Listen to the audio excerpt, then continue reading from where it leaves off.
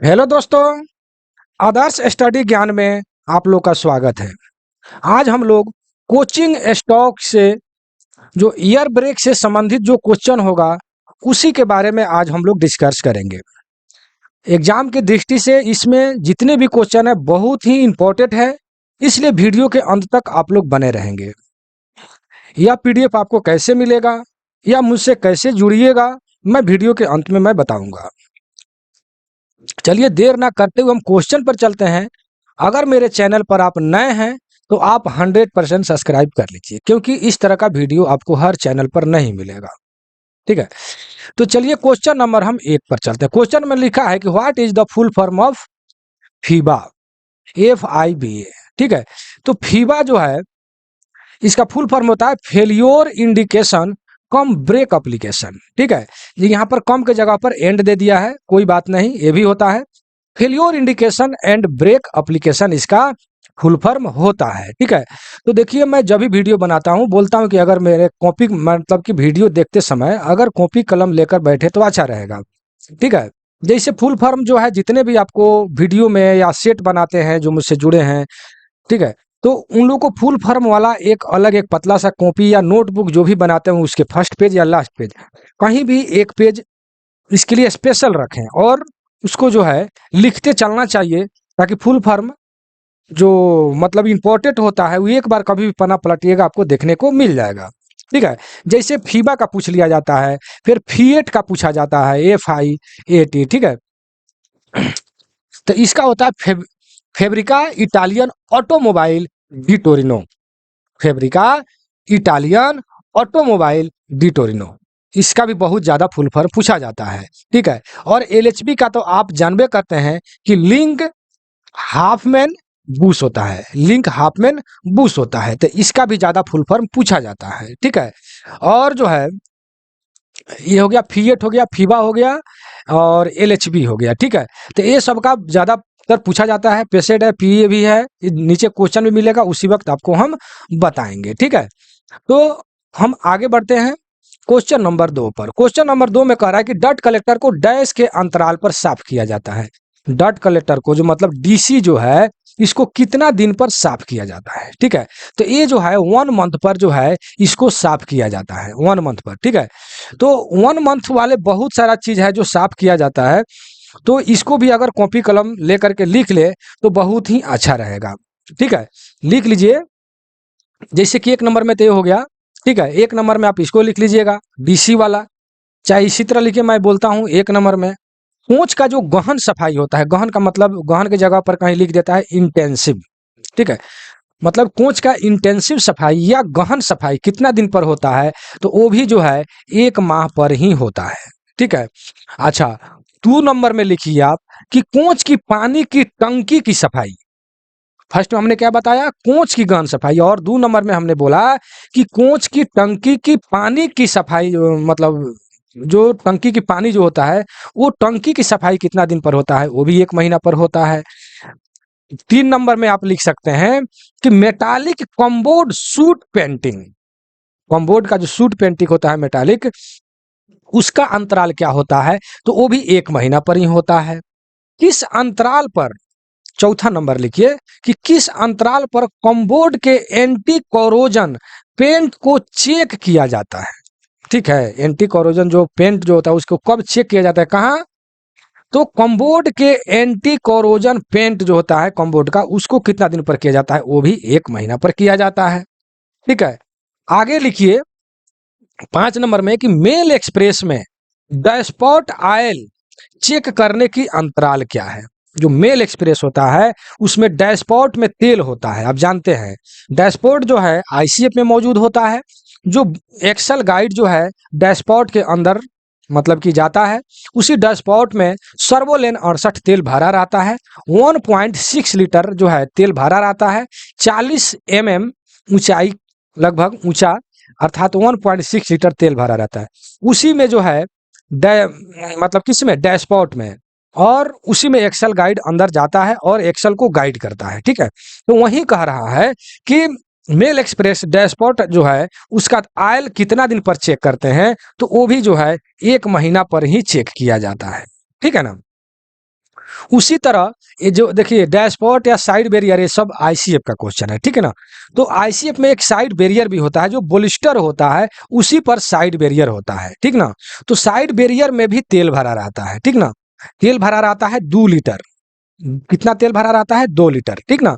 एक और 2 लीटर पर एक बात बताना चाहूंगा कि आज ही मेरे भाई, एक कर्मचारी भाई मैसेज किए थे कि कहीं 2 लीटर मिलता है आयल, कहीं 2.5 लीटर मिलता है, ठीक है। 2 लीटर में मिलता है, 2.5 लीटर में मिलता है। कितना तेल होगा क्या चीज में? साइड बैरियर में। तो देखिए सही आंसर जो है 2 लीटर है, ठीक है। लेकिन कहीं कहीं 2 से 2.5 लीटर भी होता है। होता नहीं है, लिखा जाता है, मतलब आपको थ्योरी में या ऑब्जेक्टिव या कहीं मिल जाता है, ठीक है। एक्चुअली 2 लीटर होता है, ठीक है। लेकिन ध्यान देने योग्य बात यह है कि जहां कहीं भी दिखाई देगा 2 लीटर और 2.5 लीटर साइड बैरियर में तेल की मात्रा, तो दोनों ऑप्शन एक साथ नहीं रहेगा। या तो 2 लीटर वाला रहेगा, नहीं तो 2.5 लीटर रहेगा, ऑप्शन एक साथ नहीं रहेगा, ठीक है। तो इनमें से कोई एक मार दीजिएगा। लेकिन अगर दोनों मिल जाए आपके ऑप्शन में, तो 2 लीटर मारेंगे, समझ रहे हैं ना। लेकिन दोनों एक साथ नहीं मिलेगा, हम जहां तक जो भी देखे हैं, ठीक ना। आप भी देख लीजिएगा। तो वही कह रहा है कि साइड बैरियर में जो आयल होता है, इसमें भी सर्वोलेन 68 तेल भरा जाता है, 2 लीटर भरा जाता है, ठीक है। और इसमें एक जो है बियरिंग पीस इसको बोलते हैं, या प्लेट भी बोलते हैं, प्लेट रखा जाता है, जिसका न्यू साइज जो है 10 mm होता है। और सॉप इशू साइज जो है आपको 9 mm होता है। और कंडमिंग साइज जो है, यहाँ पर लिख देते हैं, कंडमिंग साइज 8 mm होता है, 8.5 होता है, ठीक ना। 8 mm इसमें जो प्लेट एक ठो रखा रहता है, ठीक है। तो यही सब चीज जांच बोल रहा है कि कितना दिन पर हम करेंगे, ठीक है। साइड बैरियर आयल लेवल की जांच या जो भी कुछ है, तो वो भी हम 1 महीना पर ही करेंगे, ठीक है। इसमें साइड बैरियर का नाम हमने लिया है, तो एक और चीज में बता देते हैं कि क्वेश्चन आता है कि दोनों साइड बैरियर के बीच की दूरी कितना होता है। तो ये जो है 1600 mm होता है, ये भी आप लिख लीजिएगा, ठीक ना। हो गया इतना, 5 तक लिखा। इसको हम मिटा देते हैं, आगे लिखते हैं। फिर आप 6 नंबर में, 6 नंबर में लिखिए कि राजधानी शताब्दी ट्रेनों में डैशपोर्ट आयल लेवल मतलब कितना दिन पर चेक किया जाता है। हमने डैशपोर्ट आयल लेवल अभी मेल एक्सप्रेस में हमने बताया कि 1 महीना पर चेक किया जाता है। लेकिन राजधानी रहे बाकी हाई स्पीड जो ट्रेन होता है, राजधानी शताब्दी दुरंतो ना, तो ये सब का अगर डैशपोर्ट आयल लेवल जो है, इसको एवरी ट्रिप, ऑप्शन में आपको रहेगा एवरी ट्रिप जांच किया जाता है, अर्थात प्रत्येक खेप, यानी एक ट्रिप आग मार करके आएगा तो उसको आपको जांचना पड़ेगा। किसमें? हाई स्पीड कोच में, ठीक है। ये भी आप लिख लीजिएगा। एक और क्वेश्चन लिख लीजिए, जांच पड़ताल के बारे में हम आज पढ़ रहे हैं। कोचिंग स्टॉक का रिहैबिटेशन कितना दिन पर होता है? रिहैबिटेशन की मैंने बात किया, लिख लीजिएगा रिहैबिटेशन। तो ये होता है 12 से 15 वर्ष पर, वर्ष है, ठीक है। जांच वाला हम लिख रहे हैं भैया, थोड़ा आप लिख लीजिएगा, ठीक ना। कितना दिन पर, इस पर बहुत सारा क्वेश्चन है। देखिए मैं एक जगह जो लिख रहा हूँ, आपको ये क्वेश्चन ये नहीं कि नहीं मिलेगा, मिलेगा। जितना क्वेश्चन बताएं उतना जगह पर आपको मिलेगा, ठीक है। उतना क्वेश्चन जगह पर मिलेगा, ढूंढने में आपको परेशानी होगा, ठीक ना। तो अगर एक जगह क्वेश्चन मिल जाता है, तो आपको मतलब कि लिखने में पढ़ने में जो है सुविधा होगा। तो चलिए एक आता है फायर एक्सटिब्यूटर। फायर एक्सटिब्यूटर का नाम होता है DCP type, dry chemical powder, ठीक है। इसमें भी आता है कि उसको चेक कितना दिन पर किया जाता है। तो अगर चेक आएगा कितना दिन पर किया जाता है, तो उसको चेक जो है क्वार्टरली मतलब 3 महीना पर चेक किया जाता है, ठीक ना। लेकिन उसको रिफिल कितना दिन पर किया जाता है, भाड़ा कितना दिन पर जाता है डीसीपी टाइप फायर एक्सटिब्यूटर का, तो 1 महीना पर, उसको 1 महीना कर रहे हैं, 1 साल 1 वर्ष पर जो है उसको भरा जाता है, ठीक ना। चलिए हम इस जांच करने वाला एक क्वेश्चन पर बहुत सारा क्वेश्चन, लगभग 10 क्वेश्चन को हमने क्लियर कर दिया है, ठीक है। हम आगे बढ़ते हैं। डट कलेक्टर का क्लियर हो गया, ठीक ना। आगे क्वेश्चन आता है, क्वेश्चन नंबर 3। एलएचबी कोच के सिलेंडर का पिस्टन स्ट्रोक कितना होता है, ठीक है। 1 मिनट थोड़ा पानी पी लेते हैं।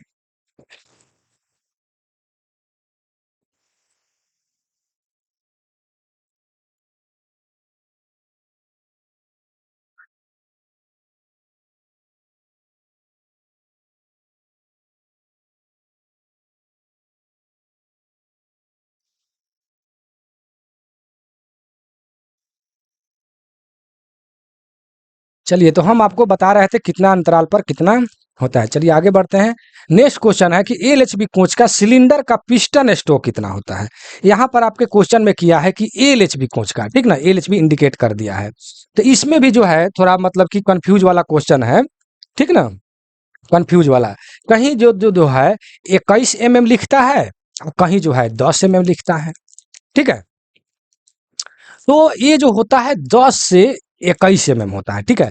तो ये हो गया 21 जो है अधिकतम हो गया, ठीक ना, अधिकतम। और 10 mm जो हो गया न्यूनतम हो गया, ठीक ना। ये न्यूनतम हो गया 10 mm, ठीक ना।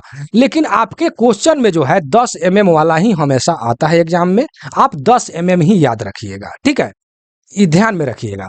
और ये जो 32 जो दिया है, ये दिया है बीएमबीसी का, बीएमबीसी अर्थात बोगी माउंटेड ब्रेक सिलेंडर, जो हम आईसीएफ में प्रयोग करते हैं, ठीक ना, ब्रेक सिलेंडर का। तो इसका भी होता है, आपको कहीं 32 देखने को मिलेगा, कहीं 90 मिलेगा। तो ये होता है 32 से 90 mm, ठीक ना। तो न्यूनतम 32 जो होता है न्यूनतम होता है, ठीक ना, और अधिकतम जो है 90 mm होता है। लेकिन आपको 32 mm ही एग्जाम में पूछा जाता है। तो हम जो है एग्जाम के दृष्टि से तैयार कर रहे हैं, एग्जाम मतलब देने के लिए पढ़ाई कर रहे हैं, हम कहीं लेक्चर नहीं देने के लिए तैयार कर रहे हैं। तो इसलिए हमको जो एग्जाम में पूछा जाता है वही याद रखेंगे, ठीक ना। तो ये आपका हो गया, ये 10 mm हो गया आपका ब्रेक सिलेंडर का, यानी एलएचबी का हो गया, ठीक ना। आंसर देखिए यहाँ पर बी नंबर दिया भी है, ठीक है। अब यहाँ पर सिलेंडर जो आया है, उस सिलेंडर का जो दाया भी जो हम यहाँ पर बता देते हैं एलएचबी का, नीचे नीचे क्वेश्चन मिलेगा भी शायद। तो एलएचबी का जो सिलेंडर जो होता है उसका दाया जो होता है 10 इंच होता है, और पिस्टन स्ट्रोक आपने देखा कि 10 mm होता है, ठीक ना। तो इसी में कंफ्यूज हम करते हैं, ठीक ना। तो इंच जो होता है, इंच में इसको आप बना लीजिएगा, ठीक ना। 1 mm मतलब कि 1 सेंटीमीटर में कितना होता है, यानी 25.4 mm, ठीक ना। तो इस हिसाब से आप गुना करके, आप इसमें होशियार हैं, आप बना लीजिएगा में, ठीक ना। तो 10 इंच होता है आपका क्या बोलते हैं दाया उसका, और इसका क्या बोलते हैं पिस्टन स्ट्रोक 10 mm होता है। और आईसीएफ में अगर चलते हैं तो उसका जो है पिस्टन स्ट्रोक तो ऊपर बता ही दिए कि आपको 32 या 90 होता है, यानी 32 ही याद रखिएगा। लेकिन इसका सिलेंडर का दाया जो होता है 8 इंच होता है, ठीक ना। इसको आप में बना लीजिएगा, 203 आएगा आपको, ठीक ना। तो ये आप हम क्वेश्चन लिख लीजिएगा। आगे बढ़ते हैं। Question number next question, LHB coach के सहायक रिजर्वायर की क्षमता देखिए। सहायक यहाँ पर आपके क्वेश्चन में किया है एलएचबी कोच, ठीक है। कोच का ये पूछा है सहायक रिजर्वायर, ये डायरेक्टली पूछा है सहायक रिजर्वायर। ये क्वेश्चन में आपको ये इंडिकेट नहीं किया है कि ब्रेकिंग के लिए या टॉयलेट पर्पस के लिए, ठीक ना, टॉयलेट के लिए या ब्रेकिंग के लिए। ये डायरेक्ट क्वेश्चन है कि एलएचबी कोच का सहायक अर्थात एआर की क्षमता कितना होता है एक्जुलरी रिजर्वायर का। तो ये जो है आपको 200 लीटर होता है, ठीक ना। लेकिन ये 200 लीटर जो होता है, 200 लीटर में दो पार्ट होता है, एक होता है 125 लीटर का और एक होता है 75 लीटर का। तो 125 वाला जो है हम लोग ब्रेकिंग पर्पस यूज करते हैं, और टॉयलेट पर्पस के लिए हम लोग 75 लीटर वाला यूज करते हैं, ठीक है ना। तो ये आप याद रखेंगे, ठीक है। लेकिन आईसीएफ में जो होता है, आईसीएफ में एक ही टैंक जो है आपको 200 लीटर का होता है, ठीक ना, आप याद रखेंगे। या आप लिख लेंगे, ठीक ना। चलिए क्वेश्चन नंबर 5, क्वेश्चन नंबर 5 में करा कि एलएचबी कोच के पीईएबी का चोक दाया मतलब पूछ रहा है चोक का व्यास कितना होता है एलएचबी कोच में। तो ये जो है आपको 19 mm होता है, जो नीचे देखिए बी नंबर में लिखा है कि 19 mm होता है। लेकिन आपसे क्वेश्चन जो है एलएचबी की बात किया है, ठीक ना। लेकिन यही क्वेश्चन अगर आपसे आईसीएफ की बात अगर करता, तो यहाँ पर जो दिया है आईसीएफ का दिया है, ठीक ना, 8 mm होगा आईसीएफ का, 8 mm, और एलएचबी का 19 mm। तो यहाँ पर क्वेश्चन सेम रहेगा, एलएचबी की जगह पर आईसीएफ लिख देगा, ठीक ना, कि आईसीएफ का चोक का दया जो है कितना होता है, ठीक ना। तो वो जो है आपका 8 mm हो जाएगा और इसका 19 mm हो जाएगा एलएचबी का, ठीक ना। तो ये भी आप याद रखेंगे, ठीक है। इसलिए मैं दोनों बता रहा हूं कि आप जो है कंफ्यूज नहीं करेंगे, ठीक ना। आगे क्वेश्चन कर रहा है कि एसीपी जो है एलएचबी एसी कुर्सी यान में डैश पर किया, मतलब कितने स्थान पर, कई जगह जो है लगाया गया है, ये क्वेश्चन किया है, ठीक ना। तो कुर्सी यान में 2 जगह पर लगाया गया है, दोनों साइड में, साइड वाल की तरफ लगाया गया है, ठीक ना। यहाँ पर बी ऑप्शन हो जाएगा, 2 जगह पर लगाया गया है, ठीक है ना, 2 स्थान पर। क्वेश्चन नंबर 7 में हम चलेंगे, ठीक ना। एयर स्प्रिंग प्रणाली में मुख्य रिजर्वायर की क्षमता देखिए, यहां पर देखिए आपके क्वेश्चन में क्या किया है कि क्वेश्चन में एयर स्प्रिंग प्रणाली लिख दिया है। ये ना कि जस्ट हमने जो ऊपर बताया है कि एयर की क्षमता जो हमने 200 लीटर जो बताया था, तो वो चीज नहीं पूछ रहा है। ये पूछ रहा है कि एयर स्प्रिंग के लिए जो मुख्य रिजर्वायर होता है उसका कितना होता है, तो 150 लीटर होता है। कैसे? जैसे मान लेते हैं कि हमने यहाँ पर एक बोगी बना दिया और यहाँ पर एक बोगी बना दिया, ऊपर से हमने कोच बैठा दिया, ठीक। और यहाँ पर जो है एयर स्प्रिंग हम लगा दिए दोनों बोगी में, 4 एयर स्प्रिंग हो गया। तो यहाँ पर बीच में जो है 150 लीटर का एक मेन रिजर्वायर होता है एयर, ठीक है, एयर। ये किसके लिए? एयर स्प्रिंग के लिए। और चारों जो है इससे कनेक्ट होता है ऐसे, ठीक ना। और ये तो मेन रिजर्वायर हो गया। और एयर स्प्रिंग का एक्जुलरी रिजर्वायर, एक्जुलरी जो सहायक रिजर्वायर, आपके क्वेश्चन में क्या है? मेन रिजर्वायर, ठीक ना। मुख्य रिजर्वायर, मेन रिजर्वायर की बात किया है, ठीक ना। यहाँ पर देखिए मेन रिजर्वायर, लेकिन एक्जुलरी रिजर्वायर अगर कहे सहायक रिजर्वायर एयर स्प्रिंग के लिए, तो ये 40-40 लीटर का होता है, ये भी आप लिख लीजिएगा, ठीक ना। प्रत्येक के लिए 40-40 लीटर का एयर स्प्रिंग का एक्जुलरी रिजर्वायर होता है, ठीक ना। लेकिन मेन रिजर्वायर की बात करें तो 150 लीटर का होता है। हमको जहां तक विश्वास है कि आप पूरी तरह से एयर स्प्रिंग का क्या बोलते हैं रिजर्वायर के बारे में आप समझ गए होंगे, ठीक ना। आगे बढ़ते हैं क्वेश्चन नंबर 8 पे, ठीक ना। 8 में क्या करें कि एयर स्प्रिंग बोगी में लगाए गए लेबलिंग वाल्व की संख्या। देखिए एयर स्प्रिंग, देखिए यहाँ पर देखिए, कभी भी आप क्वेश्चन पढ़ें तो जल्दीबाजी में नहीं पढ़ेंगे, ठीक ना। जल्दीबाजी में नहीं पढ़ेंगे, क्वेश्चन क्या कह रहा है, कोच में कह रहा है कि बोगी में कह रहा है, इस पर ध्यान देना चाहिए, नहीं तो हड़बड़ी में गड़बड़ी हो जाएगा मेरे भाई, ठीक है। तो यहाँ पर बोगी का आपका जिक्र किया है कि बोगी में लेबलिंग वाल्व, तो देखते हैं कि एक मान लेते हैं यह बोगी बना गया, यहाँ पर बोलिस्टर जो रखा जाता है, तो इसके लिए मात्र जो है, मतलब इतना बात ध्यान रखिए कि प्रत्येक स्प्रिंग के लिए एक लेबलिंग वाल्व होता है। तो यहाँ पर आपको बोगी का जिक्र किया है, तो बोगी में तो 2 स्प्रिंग हो जाएगा ना, तो यहाँ पर बोगी का बात किया है तो 2 लेबलिंग वाल्व होगा, ठीक है। इस तरीका से याद रखें कि प्रत्येक स्प्रिंग के लिए एक जो है लेबलिंग वाल्व होता है, तो जितना स्प्रिंग होगा उतना लेबलिंग वाल्व होगा, समझ रहे हैं ना। तो यहाँ पर बोगी की बात किया है तो बोगी में 2 होता है, ठीक ना। इस तरह करके याद करेंगे, किसी तरह याद कर लीजिए मेरे भाई, आपको एग्जाम पास करना है, ठीक ना। मैं जो भी वीडियो बनाता हूँ एग्जाम के दृष्टि से ही बनाता हूँ, ठीक है। नहीं तो पूरा जानकारी देने लगे तो टेक्निकल तो समुंदर है मेरे भाई, कितना तैरते रह जाइएगा, ठीक ना। और उसी तरह हमने नोट्स भी तैयार किया है, वही नोट्स सबको देते भी हैं एग्जाम के दृष्टि से, ठीक ना। तो मुझसे जुड़ने के लिए आप बने रहिए, वीडियो के लास्ट में हम जरूर बताएंगे, टेस्ट भी देंगे आप हर एक संडे के संडे, और पूरा जो है आपको मतलब मटेरियल भी मिलेगा, गाइडलाइन भी मिलेगा। चलिए 9 नंबर में क्या कह रहा है कि एलएचबी डिब्बों में कितने ब्रेक सिलेंडर का उपयोग किया जाता है। देखिए एलएचबी डिब्बा की बात कर रहा है, यानी एलएचबी कोच की बात कर रहा है, ठीक ना। तो इसको अगर हम थोड़ा सा डिटेल में आपको हम बताना चाहें तो प्रत्येक डिस्क के लिए इस तरह याद रखिए कि प्रत्येक डिस्क के लिए एक ब्रेक सिलेंडर होता है, ठीक ना। तो मान लेते हैं कि यहाँ पर हमने एक एक्सल बना करके यहाँ पर हमने चक्का लगा दिया, यहाँ पर डिस्क लगा दिया, ठीक ना। ये बड़ा सा चक्का लगा दीजिए, ठीक ना।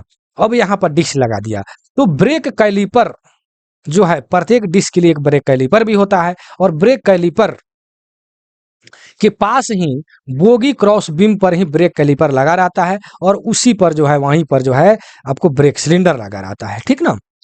तो आप जान, जैसे मान लें कि हम यहाँ पर एक और बना देते हैं चक्का, ठीक ना, यहाँ डिस्क, तो एक बोगी हो गया, ठीक ना। तो एक बोगी में आपका डिस्क कितना हो गया? डिस्क आपका 4 हो जा रहा है, ठीक ना। तो आपका ब्रेक सिलेंडर भी 4 हो गया एक बोगी में, ठीक है। लेकिन आपके क्वेश्चन में एलएचबी डिब्बा की बात किया है, एक कोच की बात किया है, तो आपका 4 डिस्क हो जाएगा, ठीक ना। कितना हो जाएगा? 4 डिस्क हो जाएगा एक बोगी में। तो आपका सिलेंडर भी 4 हो जाएगा, तो कोंच में दोबरी हो जाएगा, अर्थात 8 हो जाएगा। मेरे भाई मेरे दोस्त, इस तरह करके आप समझ लीजिए, ठीक ना। तो हमने एलईडी डिश की बात किया है, इसलिए डिश के बारे में भी हम थोड़ा सा चर्चा कर देते हैं, ठीक ना, क्योंकि डिश के भी क्वेश्चन बहुत सारे आते हैं। ठीक है, हम यहाँ पर एलएचबी का जो है डिस्क बना दिए एक्सेल पर, ठीक ना, एक्सेल पर डिस्क बना दिए। ठीक, क्वेश्चन आता है कि दोनों डिस्क के बीच की दूरी कितना होता है, तो 1030 mm होता है। क्वेश्चन आता है कि व्हील और डिस्क के मतलब व्हील के इनर फेस और डिस्क के बीच की ये दूरी कितना होता है, तो 175 mm होता है। लिख लीजिएगा मेरे भाई, ठीक ना। ये भी क्वेश्चन आता है कि व्हील डिस्क जो होता है उसकी दाया कितना होता है, तो 640 mm होता है। और व्हील का जो मोटाई जो होता है वो कितना होता है, तो 110 mm होता है। व्हील क्या, व्हील डिस्क वाला व्हील है, व्हील नहीं समझिएगा। इसका दाया तो 915 कंडमिंग जो आप जान ही रहे हैं, 845 855 होता है, ठीक है। चलिए 855 45 वाला बाद में बताएंगे, ठीक ना।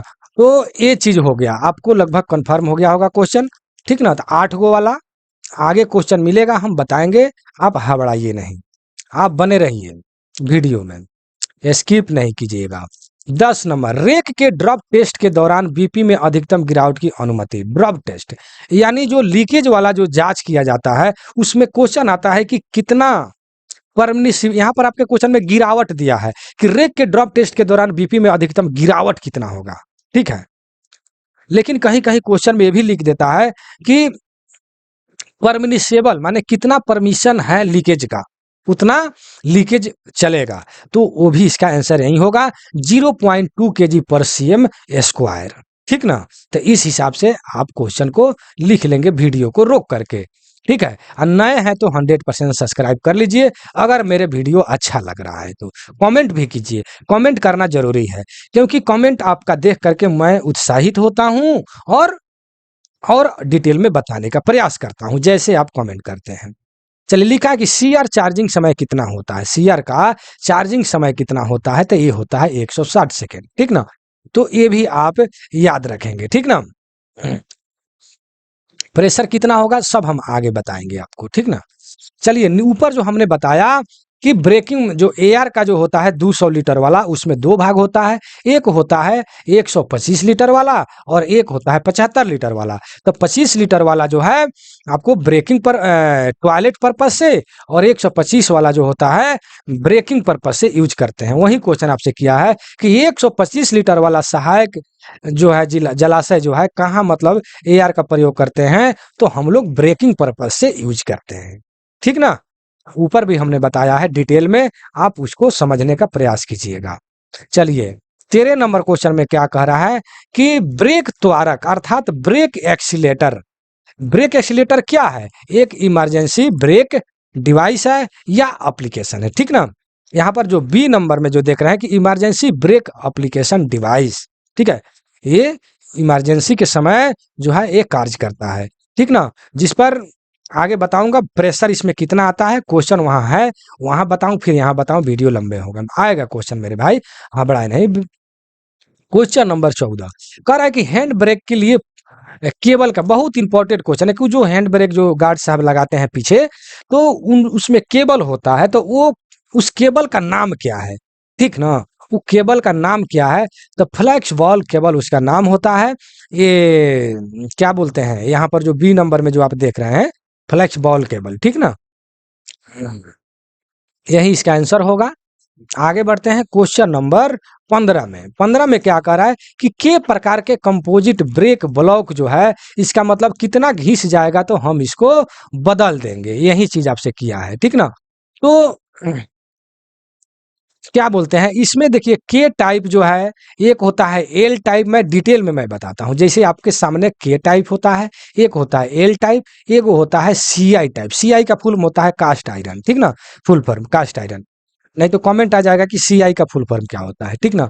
तो आपसे के टाइप का दिया है, जो आप देख सकते हैं कि 12 mm होता है, 12 mm घिस जाएगा तो उसको हम बदल देंगे, ठीक ना। लेकिन एल टाइप जो होता है इसका होता है 10 mm, ठीक ना, 10 mm अगर घिस जाए तो बदल देंगे। और सी आई टाइप जो होता है ये 20 mm होता है, ठीक ना, 20 mm होगा तो उसको हम बदल देंगे, ठीक ना। लेकिन हम आजकल जो है के टाइप जो है ब्रेक ब्लॉक का ही प्रयोग किया जा रहा है। एल टाइप जो है पहले होता था, लेकिन आज भी पारंपरिक जो एयर ब्रेक सिस्टम है उसमें जो है आपको या क्वेश्चन आता है अंडर फ्रेम ब्रेक सिलेंडर जो होता है उसमें भी एल टाइप का प्रयोग किया जा रहा है, ठीक ना। लेकिन विशेष करके के टाइप का ही होता है, के टाइप याद रखेंगे, ठीक ना। तो ये हो गया आपको एलएचबी के लिए, लेकिन साथ साथ हम आईसीएफ का भी मैं बता दे रहा हूँ। आई आईसी नहीं, ये तो आईसीएफ का है, ठीक ना, ये आईसीएफ का के टाइप एल टाइप जो होता है ना।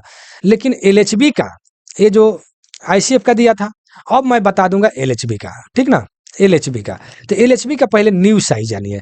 न्यू साइज जो ब्रेक पैड होता है न्यू वाला 35 mm होता है, 35.7 भी लिखता है, ठीक ना, 35.7 होता है, 35 याद रखिएगा, आपका काम चल जाएगा।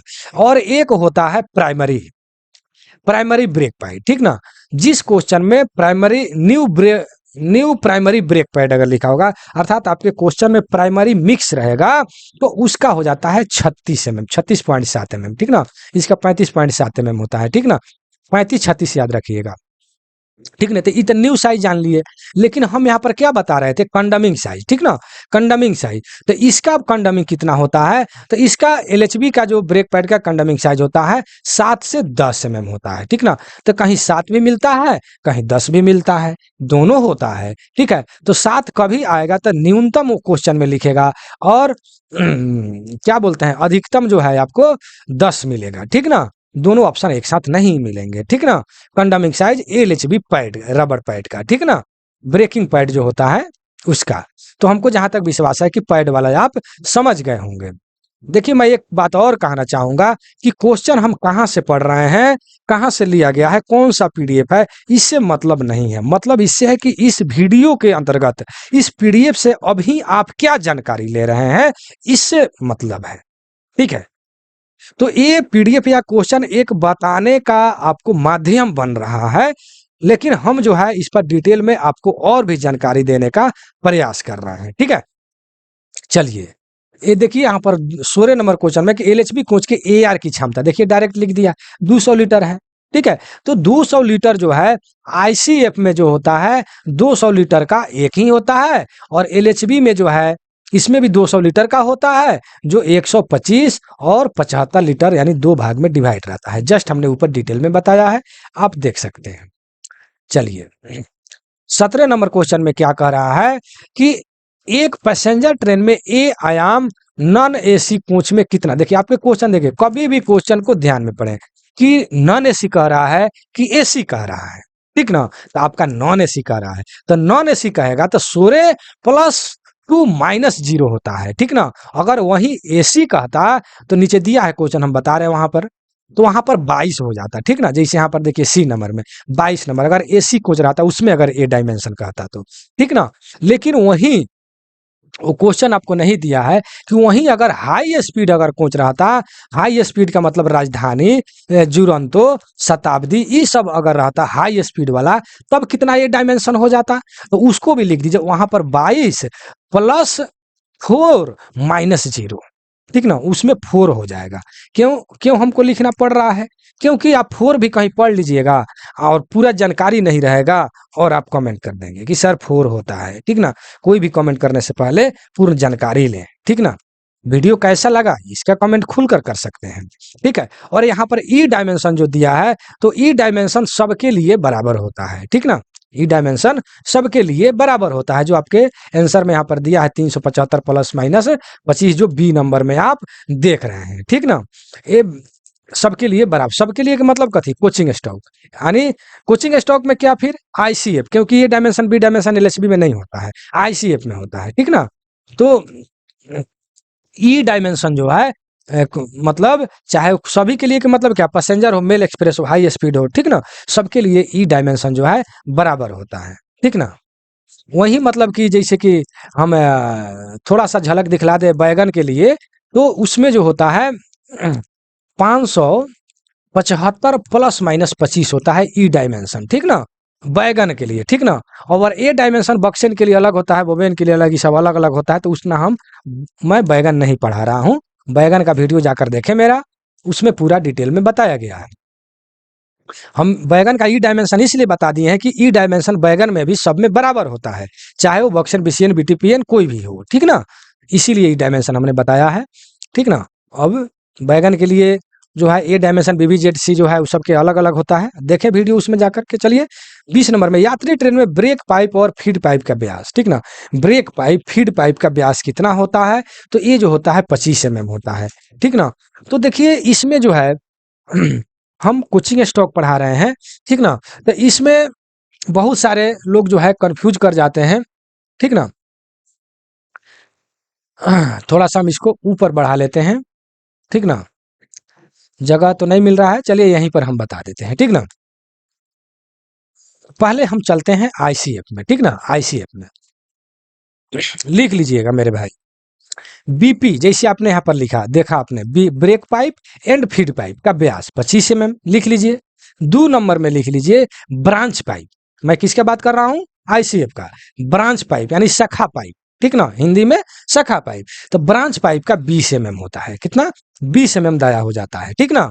मैं किसका बात कर रहा हूँ, आईसीएफ का। ब्रांच पाइप का, शाखा पाइप का 20 mm हो जाता है, ठीक ना। और एक क्वेश्चन आता है BC to BC, BC to BC, ठीक ना। देखते हुएगा कि क्या बोलते हैं, आईसीएफ में बीएमबीसी बोगी माउंटेड ब्रेक सिलेंडर का प्रयोग किया जाता है। एक बोगी पर 2 सिलेंडर आते हैं, आईसीएफ में कितना रहता है, अभी ऊपर एलएचबी में हमने क्या बताया कि एक बोगी में 4 सिलेंडर होता है, किसमें, एलएचबी में। लेकिन आईसीएफ के एक बोगी में 2 सिलेंडर होता है, तो दोनों सिलेंडर को कनेक्ट किया जाता है बीसी टू बीसी, ठीक ना। बीसी टू बीसी, तो उसका पाइप का व्यास पूछता है कि बीसी टू बीसी वाला जो होता है उसका पाइप का व्यास कितना होता है। तो इसका जो बीसी टू बीसी वाला जो होता है ये होता है 15 mm। किसका मैं बात कर रहा हूँ, आईसीएफ का। एलएचबी में नहीं समझिएगा, बार बार मैं जिक्र कर रहा हूँ क्योंकि कंफ्यूज कर जाइएगा, ठीक ना। तो ये हो गया आपको 15 mm, ठीक ना। और इसमें जो हमने ब्रांच पाइप जो बताया, ये ब्रांच पाइप होता क्या है, तो बीपी जो ब्रेक पाइप जो होता है वो पीईए भी, पैसेंजर इमरजेंसी अलार्म बल्ब जो होता है, वहां पाइप जो जाता है ना उसी को ब्रांच पाइप कहा जाता है, ठीक ना। या डीबी से बहुत सारा पाइप, शाखा पाइप इधर उधर जाते हैं, ठीक ना, उसको ब्रांच पाइप हम कहते हैं, जिसका व्यास जो है 20 mm होता है, ठीक। आप आईसीएफ वाला बात समझ गए। अब हम चलते हैं एलएचबी में, ठीक ना, एलएचबी में, ठीक ना। तो इसमें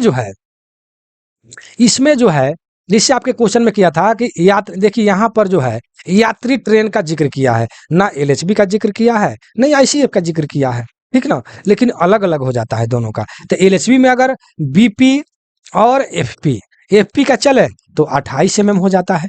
28 mm आपको मिला भी होगा बहुत जगह पर, ठीक ना, 28 mm। इसमें ब्रांच पाइप का अगर हम बात करें तो ये ब्रांच पाइप में ये 18 mm हो जाता है। एलएचबी में ब्रांच पाइप कितना हो जाता है, 18 mm हो जाता है, ठीक ना। और यहाँ पर हम लिख देते हैं एलएचबी के लिए पीई, PEASD, अर्थात passenger emergency alarm single device, इसका फुल फॉर्म लिख लीजिएगा। टू यानी पेशेड two PEAV, passenger emergency alarm bulb, ठीक ना। इसमें जो मतलब कि पाइप जो जोड़ता है इसका दाया जो है 10 mm होता है, ठीक ना, 10 mm होता है, ठीक। तो इसी 10 mm वाला को कहीं कहीं आपके क्वेश्चन में लिख देता है। देखिए 2 क्वेश्चन इस पर आता है, ये कहता है पेशेंट टू पी भी जो आपके सामने है, और इसी क्वेश्चन को दूसरे भाषा में लिख देता है कि brake indicator pipe, brake indicator pipe का दाया कितना होता है, ठीक ना। क्वेश्चन सेम है, ब्रेक इंडिकेटर पाइप या पेशेंट टू पी भी का दाया कितना होता है, 10 mm होता है। कितना होता है, 10 mm होता है। याद रखिएगा मेरे भाई मेरे दोस्त, ठीक ना। ये चीज आप कन्फर्स्ट हो गए। अब थोड़ा सा ज्यादा नहीं, बैगन में हम बता दे, तीनों का तुलना करेंगे ना, तीनों जब एक जगह लिख लीजिएगा मेरे भाई तो आप जो है कंफ्यूज नहीं कीजिएगा। मेरा कभी भी लक्ष्य रहता है कि एक जगह क्वेश्चन को लिखना और आपके कंफ्यूज को दूर करना, ठीक ना। इसीलिए हम कहेंगे कि आप 100% सब्सक्राइब कर लीजिए और मुझसे जुड़िए, हर एक कंफ्यूज को आपको दूर करेंगे हम। वहीं से भी पढ़ाई से संबंधित आप मैसेज कर सकते हैं, फोन कर सकते हैं, कब, जब मुझसे जुड़ने के बाद, ऐसे नहीं, नहीं तो मेरा व्हाट्सएप ऐसे ही भर जाएगा, हजारों लोग मेरे वीडियो को देखते हैं। अब हम चलेंगे क्या बोलते हैं, थोड़ा सा गुड्स वाला में, ठीक ना, गुड्स वाला में, क्योंकि इसका भी लिख ले तो सही रहेगा। तो इसमें बीपी, बीपी और एफपी जो होता है ना, एपी यानी ब्रेक पाइप फीड पाइप, इसका व्यास जो होता है ना, इसका होता है 32 mm। 32 भी मिल जाता है। कम पढ़ने वाले आदमी जो है, कहीं 32 मिल गया, कहीं 28 मिल गया, कहीं 25 मिल गया, वो नर्वस हो जाएगा। समझ गए ना, इसीलिए हमने तीनों का बता दिया कि उसको दिमाग में बैठ जाएगा, ठीक ना। और फीड पाइप इसमें जो हो गया एफ पाइप, एफ पी 32। इसमें जो ब्रांच पाइप जो होता है, इसमें भी 20 mm होता है, ठीक ना, गुड्स वाला में भी, बैगन वाला में भी, ठीक ना, 20 mm उसका दाया होता है। तो हमको जहां तक विश्वास है कि feed pipe, break pipe, branch pipe, PVP asset, ठीक ना, इन ब्रेक इंडिकेटर पाइप सब आप समझ गए होंगे मेरे भाई। हम आगे बढ़ते हैं क्वेश्चन नंबर 21 पर। 21 में क्या करें कि यात्री ट्रेन में सखा, सखा पाइप देखिए आगे यहाँ पर, सखा पाइप देखिए यहाँ पर 20 mm दिया, जो अभी हमने बताया, ठीक ना। 22 नंबर में देखिए क्वेश्चन में दिया है कि पीवी से पेसेड के बीच कितना होता है, जो अभी हमने बताया। ए नंबर में देखिए, बीसी को ब्रेक इंडिकेटर पाइप भी कहते हैं, अर्थात ए जो है 10 mm जो दिया है, ठीक ना। 23 नंबर में देखिए पूर्ण सर्विस एप्लीकेशन के दौरान ब्रेक पाइप का दबाव कहाँ तक गिराया जा सकता है, ठीक है। इस पर आपको बताने की जरूरत है, थोड़ा सा जगह यहाँ पर मिलता है, फिर मैं नीचे कर लूंगा, ठीक ना। इसको आप लिख लीजिए तो बहुत ही अच्छा रहेगा, समझ गए ना। क्योंकि पूर्ण सर्विस एप्लीकेशन के समय, मिनिमम सर्विस एप्लीकेशन के समय, ये सब बार बार क्वेश्चन आता है और उसमें आप जो है कंफ्यूज कर जाते हैं, ठीक ना। तो आप 1 नंबर में लिखिए, थोड़ा सा इसको और अगर ऊपर बढ़ा ले तो अच्छा रहेगा, पूरा जगह मिलेगा हमको, ठीक ना। 1 नंबर में लिखिए, 1 नंबर में लिखिए मिनिमम सर्विस एप्लीकेशन। क्वेश्चन में क्या लिखिएगा, पहले क्वेश्चन लिख लीजिए। क्वेश्चन लिखिएगा कि बीपी प्रेशर में रिडक्शन किस प्रकार होता है, ठीक है। उस पर तो आप मिनिमम, क्वेश्चन में जस्ट आपने ऊपर दिखा कि क्वेश्चन में कंडीशन लगा दिया है कि मिनिमम, लेकिन मैं मिनिमम अधिकतम की बात मैं नहीं कर रहा हूं। डायरेक्ट आप क्वेश्चन लिखिए कि बीपी प्रेशर में मतलब रिडक्शन किस प्रकार का होता है, ठीक, किस प्रकार का होता है बीपी में रिडक्शन प्रेशर का। तो आंसर में लिखिए कि बीपी प्रेशर में रिडक्शन निम्न प्रकार से होता है। क्या लिखिएगा कि बीपी प्रेशर में रिडक्शन निम्न प्रकार से होता है। तो निम्न कौन कौन सा है, 1 नंबर में लिखिए जो मैं लिखाने जा रहा हूं, मिनिमम। मिनिमम सर्विस एप्लीकेशन के समय कितना होता है, तो 0.5 से 0.8 केजी पर सीएम स्क्वायर, जो ऊपर आपको क्वेश्चन किया था, ठीक। 2 नंबर में लिख लीजिए कि सर्विस एप्लीकेशन के समय, सर्विस एप्लीकेशन के समय कितना होता है, तो 8 वाला को यहां लिख दीजिए, 0.8 से 1 केजी पर सीएम स्क्वायर आप लिख लीजिए, ठीक ना। ये हो गया सर्विस एप्लीकेशन के समय। और 3 नंबर में आप लिख लीजिए कि फुल सर्विस एप्लीकेशन के समय, फुल सर्विस एप्लीकेशन के समय कितना होगा, तो ये लिख लीजिए, 1 को फिर यहां लिख लीजिए और यहां लिख दीजिए 1.5 लिख दीजिए, ठीक ना। केजी पर सीएम स्क्वायर आप लिख लीजिए, ठीक ना, हो गया। और एक होता है लास्ट वाला, इमरजेंसी। इमरजेंसी जो ऊपर आपने पढ़ा ब्रेक एक्सीलेटर के बारे में, जो हमने बताया कि नीचे मैं बताऊंगा, ठीक ना। तो ब्रेक एक्सीलेटर जब लगता है तो इमरजेंसी के समय लगता है, ठीक ना, जो 3 से 5 सेकंड में ब्रेक को लगा देता है, ठीक ना। तो इमरजेंसी सर्विस एप्लीकेशन के समय क्या होगा, तो 1.5 को फिर यहां लिख दीजिए और आगे लिख दीजिए 3, 3 भी लिख दीजिए और 3.8 भी लिख दीजिए, क्योंकि 3 जो होता है एलएचबी के लिए होता है और 3.8 आईसीएफ के लिए होता है, ठीक ना। दोनों लिख दीजिए, ठीक ना। तो आप समझिए, मिनिमम के लिए 0.5 से 0.8 केजी पर सीएम स्क्वायर, सर्विस एप्लीकेशन के समय 8 से 1 केजी पर CM square, full service application के समय 1 केजी से 1.5 केजी पर सीएम स्क्वायर, इमरजेंसी के समय 1.5 से 3 केजी या 3.8 केजी पर सीएम स्क्वायर। समझ गए ना। हमको जहां तक विश्वास है कि सर्विस एप्लीकेशन वाला कहीं से क्वेश्चन आपके पास आ जाए तो नहीं छोड़िएगा। मेरे भी टेस्ट आप देते हैं प्रत्येक संडे को, जब भी क्वेश्चन आए आंख मूंद कर मारिएगा, ठीक ना। इसीलिए हम आपको इतना डिटेल में बताने का प्रयास करते हैं। आपका भी रिजल्ट होगा तो मेरा भी नाम होगा, आप भी अपने माता पिता का नाम। आगे बढ़ते हैं, क्वेश्चन नंबर 24 में क्या करा है 24 में करा है कि खुलने वाली स्टेशन पर मेल एक्सप्रेस ट्रेन के लिए ब्रेक पावर प्रतिशत कितना होता है। तो ये जो है 100% होता है, क्योंकि कोई भी गाड़ी अगर स्टेशन से खुलता है ना तो 100% ही उसका सर्टिफिकेट या पावर सब कुछ 100% ही होता है, क्योंकि स्टेशन पर भीड़ भड़ाका ढेर रहता है, ज़्यादा रहता है, एक्सीडेंट होने की संभावना ज़्यादा होती है, वहाँ पर 100% ही होता है। 25 नंबर में देखते हैं, कह रहा है कि पारंपरिक एयर ब्रेक सिस्टम में ब्रेक सिलेंडर का व्यास कितना होता है। देखिए यहाँ पर थोड़ा आप कंफ्यूज करते हैं। यहाँ पर देखिए क्वेश्चन में लिख दिया पारंपरिक, क्वेश्चन में क्या लिख दिया, पारंपरिक। तो पारंपरिक है, ये भी बात सही है, 355, ठीक ना। लेकिन यहाँ पर देखिए 305 भी दिया है, 205 भी दिया है, ठीक ना। तो ये सब चीज आपको याद रखना पड़ेगा, आप कॉपी में लिख लें। चलिए पहले बैगन, पहले पारंपरिक वाला भी लिख लीजिए, उसके बाद में हम पहले चलेंगे बैगन में, अर्थात बॉक्सेन, BOXN, बॉक्सेन।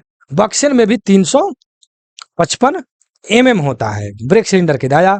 एक होता है BVZC, BVZC, इसका कितना होता है, तो ये होता है 305 में। मैं इसलिए सब लिख रहा हूं क्योंकि आप कंफ्यूज नहीं करेंगे मेरे भाई। और एक होता है BM, यहाँ पर लिख देते हैं BMBS, ठीक ना, BMBS। तो इसका दाया जो जानते हैं आप, इंच में लिखिए सही रहेगा, 10 इंच होता है, ठीक ना। और आपको ऊपर भी हमने बताया है कि LHB का कितना होता है, ऊपर फर्स्ट टाइम हमने बताया है 10 इंच होता है।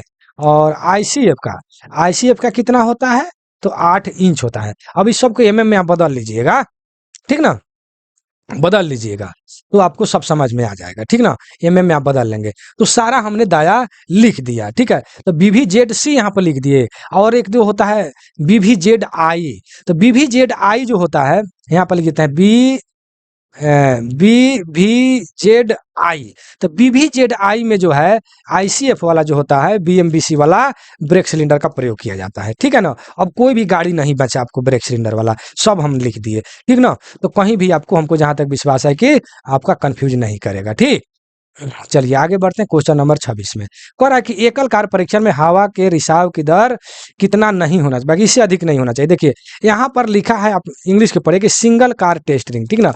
एक होता है SWTR, ठीक ना, सिंगल वैगन टेस्ट रिंग। जो बैगन में जो टेस्ट किया जाता है तो SWTR हो जाता है। आज जब कोचिंग वाला में होता है तो SCTR होता है, जो आपके क्वेश्चन में है, सिंगल कार टेस्ट रिंग, ठीक ना। तो जब ये चेक होता है ना, तो कितना से अधिक जो है एयर ड्रॉप नहीं होना चाहिए, मतलब कि लीकेज नहीं होना चाहिए, ऊपर भी हमने बताया है, ठीक ना। तो इससे अधिक नहीं होना चाहिए, ठीक ना। तो हम दोनों के बारे में बताएंगे, बैगन के बारे में भी और कोचिंग के बारे में भी, ठीक ना। तो एकल कार परीक्षण जो होता है, देखिए यहाँ पर दिया है C नंबर, तो ये जो दिया है आपको कोचिंग के लिए दिया है कि 0.2 kg पर cm² से ज्यादा लीकेज नहीं होना चाहिए। किसके लिए दिया है, कोचिंग वाले के लिए, ठीक ना। लेकिन इसको हम लिख सकते हैं कि SCTR ना, SCTR single car test ring के लिए इतना हो गया। SWTR जो होता है बैगन के लिए, सिंगल वैगन टेस्ट रिंग, तो इसके लिए जो है ना 0.2 के बाद में यहाँ पर 5 लगा देता है। किसके लिए, बैगन के लिए 0.25 हो जाता है, समझ रहे हैं ना। तो आप दोनों लिख लीजिए, ठीक ना। कैरिज के लिए दिया है, बैगन के लिए हमने बता दिया, कहीं भी कंफ्यूज नहीं करेंगे CNW वाले मेरे भाई। आगे बढ़िए 27 नंबर, आपातकालीन ब्रेक इमरजेंसी के समय जो है, थोड़ा सा ऊपर बढ़ा लेते हैं इसको। आपातकालीन एप्लीकेशन की स्थिति में ब्रेक सिलेंडर का दबाव 0.36 किलोग्राम cm² बढ़ जाता है। दिया है C नंबर 3 से 5 सेकंड। कहने का तात्पर्य है कि आपातकालीन, तो इमरजेंसी अभी हमने ऊपर बताया कि ICF में जो है, ICF में जो है 3.8 kg, ठीक ना। और LHB में जो है 3 kg, ठीक ना, 3 kg जो है प्रेशर हो जाता है, लेकिन आपके 3.6 लिखा है। चलिए 3.8 जो है ये ICF का क्वेश्चन है, ठीक ना, इसे पहचानने का तरीका होता है, ठीक ना। तो ये कह रहा है कि कितना देर में, तो इमरजेंसी जो ब्रेक लगता है 3 से 5 सेकंड में ब्रेक लग जाता है, ठीक ना। अर्थात इतना प्रेशर जब पहुंचेगा 3.8 या 3.60 से, तो इसका मतलब है कि इमरजेंसी ब्रेक लगाया गया, तो 3 से 5 सेकंड में आपका ब्रेक लगा देगा, ठीक ना। और LHB में 3 kg, लेकिन वही ब्रेक अगर छोड़ाना रहे, रिलीजिंग के समय अगर लिखे, तो ये होता है 15 से 20 सेकंड में ब्रेक आपका छूटता है, ठीक ना। चलिए आगे बढ़ते हैं, क्वेश्चन नंबर 28। कह रहा है चोक के साथ चोक वायु कहां से कहां तक देता है, ठीक ना। तो ये जो है FP से AR, मतलब FP के द्वारा, फीड पाइप के द्वारा AR में हवा जाता है, ये भी क्वेश्चन आता है कि एआर को कौन चार्ज करता है, तो एफपी चार्ज करता है, ठीक ना। मान लो एआर टैंक हम बना दिया 200 लीटर का, यहाँ पर एफपी पाइप लगा दिया, और ये चीज हम इसलिए बनाए हैं कि यहाँ पर ही एफपी लाइन में भी एक लगा रहता है NRV, ठीक ना, नॉन रिटर्न बल्ब, ठीक ना। तो एफपी का क्वेश्चन आता है कि नॉन रिटर्न बल्ब का कार्य क्या है, तो नॉन रिटर्न बल्ब का कार्य है कि एफपी जो है हवा को एफपी के द्वारा मतलब हवा को जाने देता है, लेकिन एयर से मतलब 200 लीटर का जो एयर है एक जूली रिजर्वायर से हवा को रिटर्न नहीं होने देता है एनआरबी, ठीक है। एनआरबी जो है हवा को रिटर्न नहीं होने देता है, यही जो है एनआरबी का काम है कि एफपी के द्वारा एयर में हवा को जाने देगा, लेकिन एयर से, एयर का मतलब कथी, एयर माने हवा नहीं, एक जूली रिजर्वायर से हवा को रिटर्न नहीं होने देगा एनआरबी अर्थात नॉन रिटर्न बल्ब, ठीक है ना। शॉर्टकट में जानिए, ठीक ना। आगे इसका क्वेश्चन मिलेगा और डिटेल में बताएंगे, ठीक ना। क्वेश्चन है 29 नंबर में क्यूआरबी से, कि जब क्यूआरबी द्वारा ब्रेक मैनुअल रूप से लगाया जाता है तो कौन सा दबाव बाहर निकलता है, तो सीआर एंड बीसी होता है, लेकिन यहाँ पर आपके आंसर में डी दिया है, सीआर अर्थात कंट्रोल रिजर्वायर का दिया है, ठीक ना। चलिए आगे बढ़ते हैं, वीडियो तो बहुत लंबे हो गए, ठीक ना। क्वेश्चन नंबर 30, कोचिंग ट्रेन में नियंत्रक जलाशय का कितना मतलब, यानी सीआर का प्रेशर पूछ रहा है, तो सीआर एंड बीसी, बीसी नहीं बीपी लिखते हैं, बीपी, ठीक ना। सीआर एंड बीपी यानी ब्रेक पाइप का 5 केजी होता है, और एआर एंड एफपी यानी फीड पाइप इसका 6 केजी प्रेशर होता है, ठीक ना। याद रखिए AR and FP 6 KG, CR and BP 5 KG, ठीक ना, प्रेशर होता है। तो इस तरीका से याद करेंगे ना, जल्दी याद हो जाएगा। 31 में देखिए, कोचिंग ट्रेन में सहायक रिजर्वायर रिचार्ज मतलब कितना, तो 6 केजी हमने अभी बताया जो बी नंबर में आंसर दिया है। 32 में देखिए, न्यूनतम एप्लीकेशन के लिए बीपी दबाव, न्यूनतम वाला भी हमने ऊपर बताया, न्यूनतम अधिकतम फुल सर्विस एप्लीकेशन सब बताया ना अभी जस्ट ऊपर, पूरा लिख कर बताया मेरे भाई, हर जगह बताएंगे, बहुत वीडियो लंबा होगा। देखिए यहाँ पर सर्विस एप्लीकेशन के समय पूछ रहा है। 34 नंबर में क्या कह रहा है कि कट ऑफ एंगल कॉक को फिट किया गया है, तो कट ऑफ एंगल कॉक जो होता है आप जानते हैं कि जैसे मान लेते हैं यह गाड़ी हो गया, यहाँ पर होज पाइप लटका रहता है, यहाँ पर कट ऑफ एंगल कॉक लगा रहता है, ठीक ना। तो एक गाड़ी के मान लेते हैं दोनों साइड में तो लगा रहा होगा, ठीक है, तो यहीं पर कट ऑफ एंगल कॉक लगा रहता है, ठीक ना। इसको घुमा देते हैं तो हवा बंद हो जाता है, तो कितना कट ऑफ एंगल कॉक लगा होगा, तो एक होता है बीपी का और एक होता है एफपी का पाइप, तो इसमें बाकी इधर भी लगा है इधर भी लगा है, तो 2 इधर हो गया 2 इधर हो गया, कितना हो गया 4 हो गया, ठीक ना। इस तरह 4 जो है कट ऑफ एंगल कॉक लगा रहता है, ठीक ना। क्वेश्चन क्या था, कट ऑफ एंगल कॉक को फिट किया गया, अच्छा ये कहा है कि किस में फिट किया गया है, तो सी नंबर में बीपी एफपी दोनों में, अभी हमने फिगर बताया कि बीपी और एफपी दोनों में, हमको लगा है कि कितना कट ऑफ एंगल कॉक, तो 4 हो गया, ठीक ना। चलिए बहुत बोल दिए, 35 को क्वेश्चन लगभग हमने बताया है। क्वेश्चन नंबर 35, क्वेश्चन नंबर कितना 35, लेकिन क्वेश्चन कितना क्वेश्चन का हमने हल किया है, प्रत्येक क्वेश्चन पर अगर हम 3 क्वेश्चन को भी हम औसत लगा लें तो 35 तिया कितना हो जाएगा, 30 तिहाई 90, 5 तिहाई 15, 105 क्वेश्चन, लेकिन हम एक क्वेश्चन पर 5 10 क्वेश्चन को हमने क्लियर किया है, बहुत सारा क्वेश्चन को हमने आपके क्लियर किया है, ठीक ना। तो उस दृष्टि से ना देखें। वीडियो कैसा लगा कमेंट सेक्शन में जरूर लिखिएगा, ये मेरा चैनल नया है इसलिए आप सब्सक्राइब जरूर कर लीजिएगा, क्योंकि आप ही से मुझे मोटिवेशन मिलता है, उत्साहित होते हैं।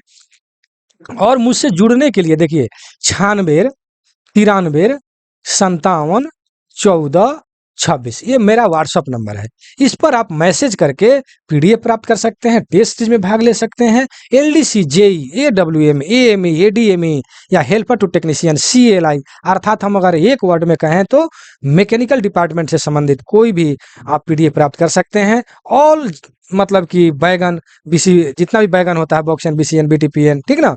ऑल कैरेज में आगे आपको आईसीएफएल बीडीएमयू मेमू वंदे भारत, ठीक ना। आईटीआई का जो ट्रेड होता है, बेल्डर जो पूछा जाता है, बेल्डर फिटर जो भी है इंजीनियरिंग ड्राइंग से भी क्वेश्चन पूछा जाता है, लोको का क्वेश्चन पूछा जाता है, लोको का भी बहुत अच्छा, हम जा करके मेरे चैनल पर देखे बहुत अच्छा वीडियो हमने बनाया है, ठीक ना। लिंक मैं दे दूंगा, एक और चैनल मेरा है डिस्क्रिप्शन में, ठीक ना, आप पढ़ लेंगे उस पर टच करके, ठीक ना। और क्या बोलते हैं, आप जो है कोई भी पीडीएफ आपसे मतलब नहीं, इसके साथ में साथ हम 60 को सेट भी भेजते हैं आपको प्रैक्टिस के लिए, ठीक ना, टेस्ट वाला, ठीक ना। तो चालाक आदमी के लिए इशारा काफ़ी होता है। अपने लक्ष्य को प्राप्त कीजिए, जी जान से मेहनत कीजिए, क्योंकि एक सफल व्यक्ति जो है, कोई अलग से काम नहीं करता है। वो काम करने का उसको ढंग अलग होता है, क्योंकि आप भी ड्यूटी करते हैं, वो भी ड्यूटी करता है, लेकिन उसी में उसका रिजल्ट हो जाता है। क्यों? क्योंकि उसको काम करने का ढंग अलग है। उसको एक-एक मिनट समय का महत्व को समझता है। ठीक है? आप ड्यूटी जाते हैं, अपने दोस्तों के बीच गपशप लड़ाना चालू कर देते हैं। लेकिन वो जो सफल व्यक्ति जो होता है, सफल होने वाला, वो किसी कोना पकड़ कर मोबाइल खोल करके पढ़ने लगता है। ठीक है? आप रूम पर आते हैं, बच्चे में फँस जाते हैं। वो बच्चा को अपना 5 मिनट, 10 मिनट समय दिया, फिर अपना पढ़ने में समय लग गया। ज़्यादा दिन नहीं, ये सब ज़्यादा दिन नहीं करना है, 6 महीना। 6 महीना करें, अपना लक्ष्य की प्राप्ति हो गया, फिर अपने दोस्तों को, अपने बच्चों को, अपने बीवी को, अपने परिवार को समय देते रहें, कोई दिक्कत नहीं है, मौज-मस्ती करें। लेकिन 6 महीना थोड़ा-सा कंट्रोल करके, मतलब अपना लक्ष्य पर ध्यान दें और याद करें। और मुझसे जुड़े, देखिए आपको कैसे मैं तैयार करता हूँ। ठीक है? तो मेरा वीडियो कैसा लगा कमेंट सेक्शन में ज़रूर लिख दीजिएगा। लाइक भी कर दीजिएगा, कम से कम 5 आदमी को शेयर भी कर दीजिएगा। इतना आपको जानकारी हुआ तो मेरे लिए तो 5 आदमी को शेयर ज़रूर ही कर सकते हैं ना? क्या? चलिए मैं अपने वीडियो को समाप्त करता हूँ। जय हिंद, जय भारत।